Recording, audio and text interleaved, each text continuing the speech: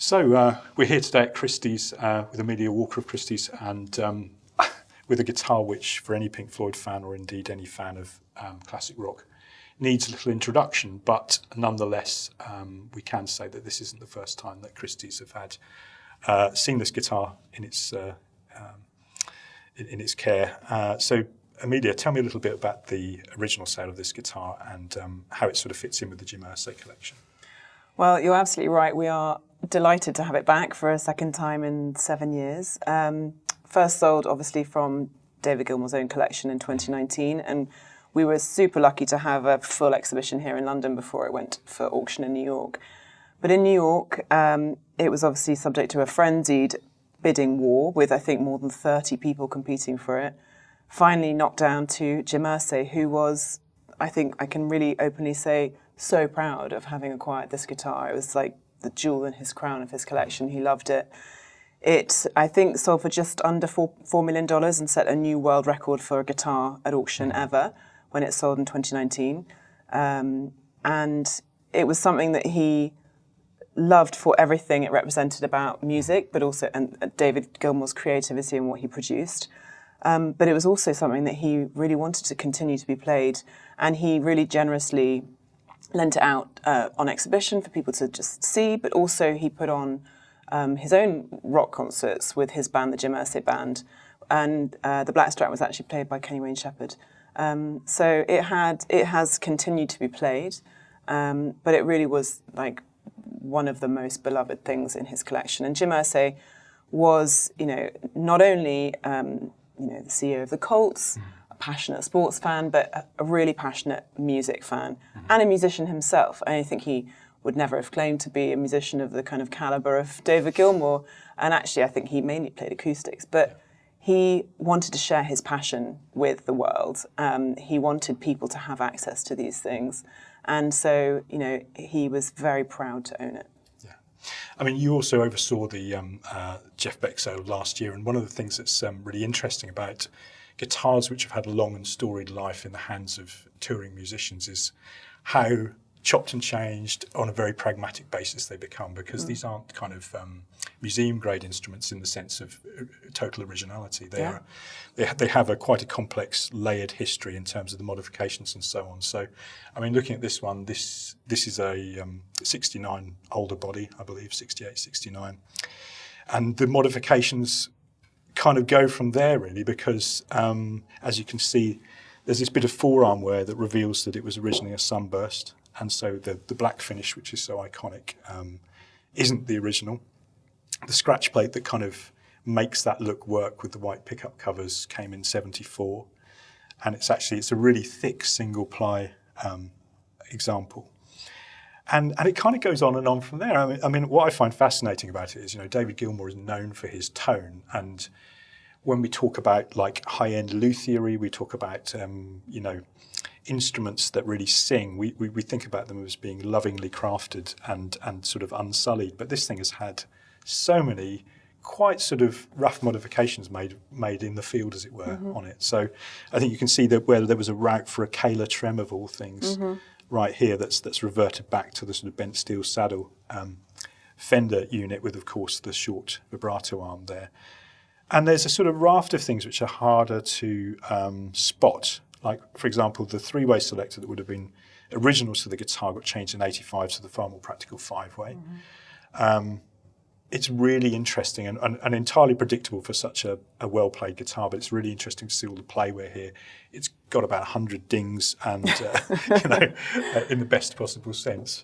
And even the neck, which, sometimes stays original on Fenders, has been changed quite a lot, hasn't it? I think this is its 7th neck. But it's the neck that's been on it for 25 years. Yeah. So, which in itself is astounding to think that this guitar has been being used for, since 1970 when he first bought it from Manny's, having had his earlier Black Strat stolen.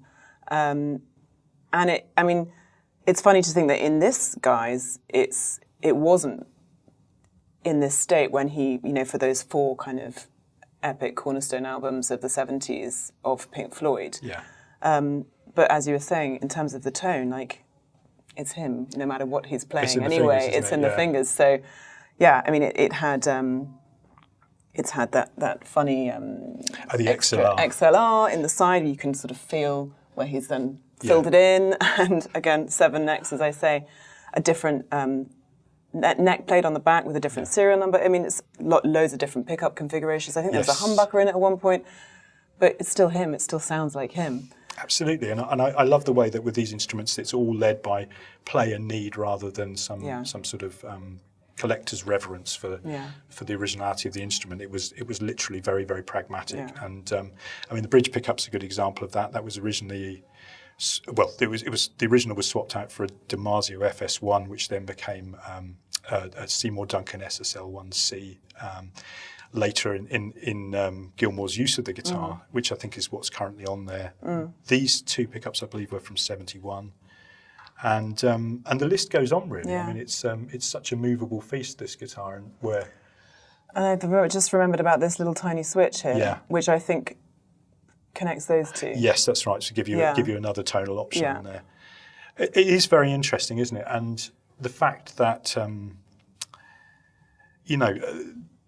probably the 2 most well-known albums that this guitar appeared on, Dark Side and Wish You Were Here, it would have had a rosewood board neck on at that time, and originally would have been a large headstock neck. So it doesn't even look like anything like it came out of the factory. And yet, how does something that which has changed so many times become iconic? Well, exactly. It is so imbued with everything that he has done, and to fans, it's not a relic. It's like almost like an idol, an icon, to the fans, to David Gilmour's fans and Pink Floyd's fans. We're delighted to have it, and we are so lucky to have been entrusted with it again by Jim Irsay's estate. We're really thrilled. And this must undoubtedly be a centrepiece of the sale. Totally. I mean, it is. There's a handful of talisman, if you will call them that, at this sort of level in the collection. In the guitars, it's obviously this, Kurt Cobain's Mustang, Tiger, which is an amazing guitar in itself. For sure. But there's so many. Jim Irsay collected the best because he wanted to bring these things together. He was very fortunate to have the means to do so. Yeah. But he didn't just collect them to put them behind glass or on the wall. He wanted them to be played. He played them himself. Yeah. And it's really special that they can kind of be shown to everyone here again. Yeah, absolutely. So the Black Strat. I think it's time now to move on to another quite well-known guitar. So there probably aren't that many iconic guitars that you can tell what it is from the back before you look at the front, but this is one of them.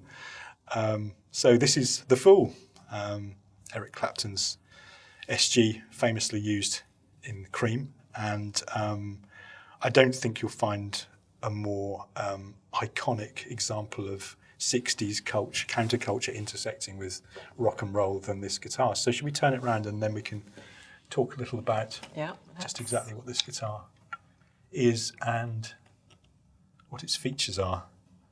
I mean, look at it.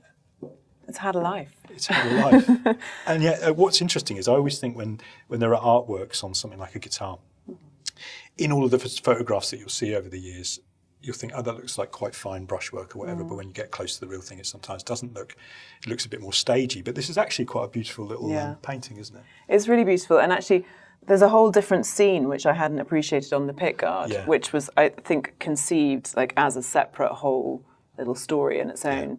But it's beautiful. I mean, it is psychedelic. It is psychedelia. It's the embodiment of psychedelia, really, isn't it? It's sort of... Completely. It's mad, it's beautiful, it's colourful, and we've found so many photographs of Eric Clapton holding it, and he is also wearing the most fantastic late 60s clothes, It is a moment in time, but it's also so important because it's the guitar that this is where the woman tone comes from. Yeah. This is where that whole, inimitable Eric Clapton magic was created. Absolutely. And the original artists were Simon Postuma and Marika Koga? Yes, I'm going to pronounce them wrong, so I'm me going to let you do so it. Apologies to anyone who knows better. But they sort of became known as The Fool, which is a kind of art collective subsequently rather than at the time. And So how did this guitar come into Eric's ownership and use? Well, it's pretty mysterious, and I think, to be honest, we don't know. He acquired it, I think, sort of in late 1966, so after he'd finished recording, I think after the release of Fresh Cream, actually. Yeah. But then I think it got taken on tour when they were touring Fresh Cream. There's some legends that he got it from George Harrison, but we don't know if that's true. Obviously, George is known to have had the other SG, which is also in the Jim Irsay Collection. Yeah, for sure. So we don't quite know where he acquired it from, but it was then in use, after the release of Fresh Cream, and it was then used to record much of Disraeli Gears and, Crossroads, Strange Brew, Sunshine of Your Love. And it is the guitar that, he then kind of perfected the woman tone on. There was a really famous video interview where he talks all about it. It's amazing. But it is the iconography of that period, of that sort of 67 to 68 period with him. And then we know he had it until, I think, sometime in 68. Yeah. And then it was passed to Jackie Lomax, who was an Apple artist. Yeah. There's a great photograph of Jackie in the studio with George Harrison, Eric's in the background with this guitar. Mm-hmm. So clearly they were known, they were working with each other. And I think probably what happened is that Jackie was lent it, borrowed it, and had it for a few years. I think by that point, it suffered a bit with the paint because by all accounts, the original oil-based enamel paint hadn't been sealed. Yeah. And, Eric, even when Eric had it, I think the paint on the back of the neck was so worn and so battered that had already worn off quite a lot. But it was also painted partially on the fingerboard, which, if you imagine a painted fingerboard, it's kind of a bizarre thing to play. Not all the way up. I think at one point somebody thought it had been painted all the way. I think it was probably up to the midpoint. But anyway, that didn't last long. So it was played hard, toured extensively, and also used in the studio. It's just an amazing thing. Yeah, it is, totally. And it then was owned by Todd Rundgren, of course, who's an amazing musician. Yeah. And he was a slightly more, careful steward of the guitar. He restored it. He brought it back to its kind of glory. I think, did an amazing job restoring the paint, and he actually sealed it, which was great, so it didn't get any more losses and damages. I think when he acquired it from Jackie Lomax, I think the head was sort of hanging on by a thread. Yeah. So I think he first repaired it and then replaced it. And actually the original headstock does exist. It's in a private collection. And actually he kind of, he brought it back. And I think he played it a lot. Yeah. He owned it for almost 30 years. Yes, from, that's right. I think, the early 70s till he sold it in 2000. Yeah. At a sort of an online sale. So, yes, and I remember interviewing Todd about this very guitar, actually. Yeah, oh, wow. He's a lovely guy. It's not obviously it's not a factory original because all of the obvious things, but there's a few other things like the bridge is this sort of harmonica style thing which is fitted later, and these are quite intriguing as well. I was just trying to work out if that was paint or something or something else, but I think it had I think Jackie Lomax put a wooden bridge on it at one point that's right. as well. Yeah, which is crackers, isn't it? And it's had a Bigsby or some kind of tremolo system at some point as well. Shall we just turn it around and have a look at the back as well, because this is the sort of less often seen side. Brass nut. Of course, and this is, again, who would put a brass nut on a 64 SG, because that's what it is. So it's not a Les Paul model SG shape. It's actually a sort of a full-blooded SG from 64. Let's flip it over and have a little look. And what is interesting, you can see the join of the brake there, which is still pretty obvious. And there as well, yeah. What actually strikes me is how detailed all of this is, because they could have just done the front of the guitar and called it good, couldn't they? But they've actually, the artists actually did really a complete job on this. Yeah, it's been really, really well done, actually. And there is a little bit of belt buckling, curiously, quite high up here, which is interesting rather than any further down. I don't know if any of that was sort of in the restoration, was sort of touched up or anything, but... a black light will tell us a lot, I think. Yeah, of course. This is the thing, isn't it? Because, as iconic as these instruments are, you still have that sort of forensic job of due diligence to do on everything, even if its history is supposed to be completely well known. Yeah. Does that feel like quite a responsibility? Or, it's actually, we love it. We're sort of like detectives, and we have to, everyone know, every guitar is going to be modified by the player, no matter who's owned it, right? And you can only get so far into the kind of nitty gritty of what's been changed and modified. it's part of the charm. I don't think anyone's looking for an original. Yeah. The original Fool doesn't exist. I think it stopped existing after about 3 shows, I imagine. Yeah.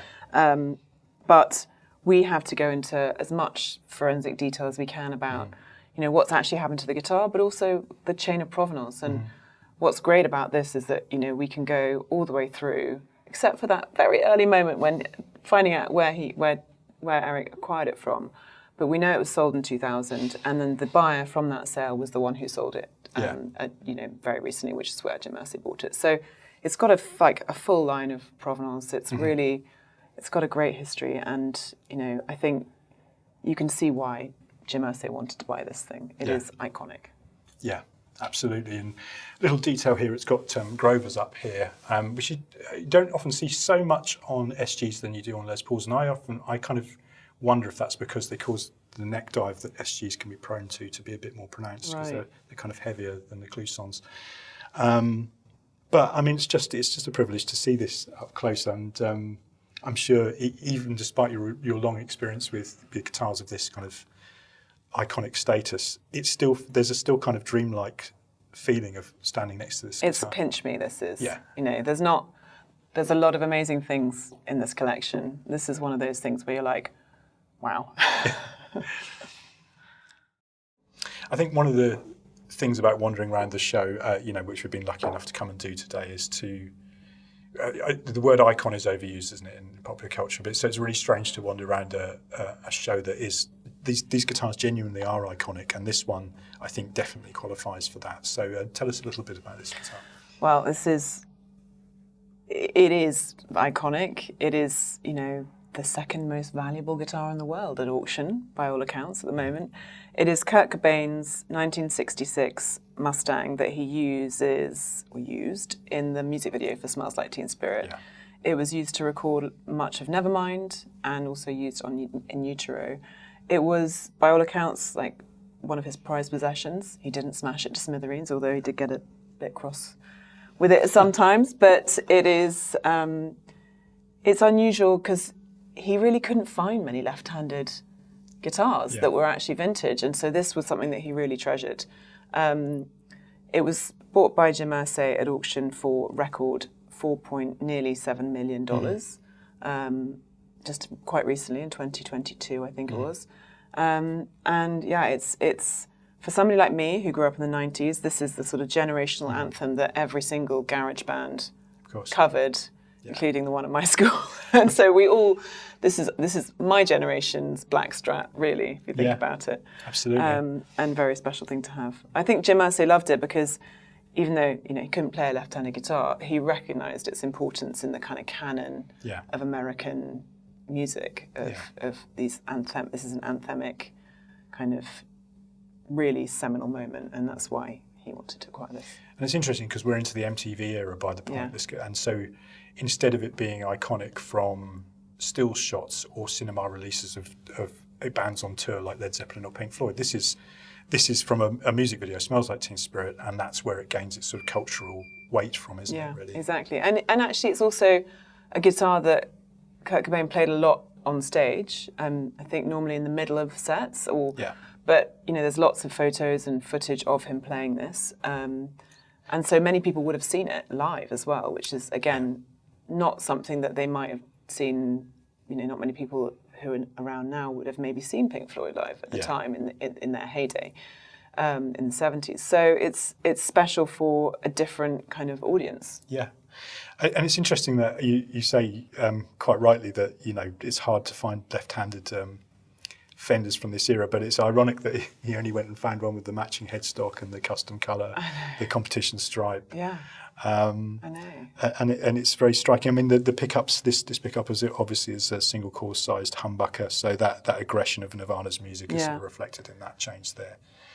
But I think the other thing that's useful to say is that the whole resurgence and interest in offset guitars by Fender, you go back to Television and Marquee Moon and people like Tom Verlaine with Jazz Masters, but that was really made stratospheric by Nirvana's use of offset guitars. I think that's probably where they became so central to Fender's output even today, actually. Yeah. I mean, it definitely, I'm sure, will have boosted the sales of Fender's Mustangs. And I think this was put in by Kurt, I think. Right. I'm not sure about this one, if it's the original single coil, but I think that was something that his tech put in, wasn't it? Yeah, yeah. So, wow. So this is a wonderful way to sort of almost draw full circle the sort of story of the Jim Irsay Collection. So thank you so much for talking to us about these guitars. Absolutely. It's been a pleasure.